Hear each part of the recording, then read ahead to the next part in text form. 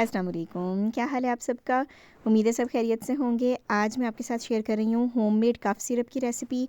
वैसे तो खांसी जब एक बार लग जाती है तो फिर आप कुछ भी कर लें वो जल्दी ठीक नहीं होती, लेकिन इस तरह के टोटकों से आपको खांसी में सुकून मिलता है। रात को जो बहुत ज़्यादा खांसी आती है उसका भी फ़र्क पड़ जाता है। तो चीज़ें आपको इसके लिए जो चाहिए वो है एक रेड अनियन, उसको आप बारीक काट लें। लेमन आपने एक पूरा लेना है छिलकों समेत, और 1 इंच अदरक का टुकड़ा। इन सारी चीज़ों को एक जार में डालें।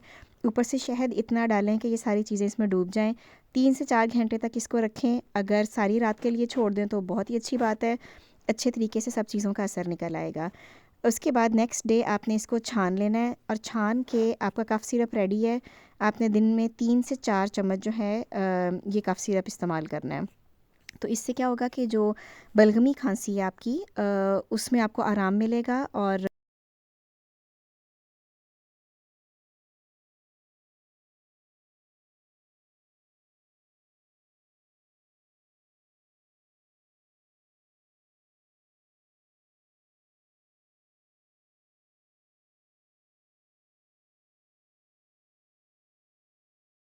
प्याज का रस जो है वो खांसी के अंदर बहुत अच्छा मुफीद होता है, ख़ास तौर पे बलगमी खांसी के लिए।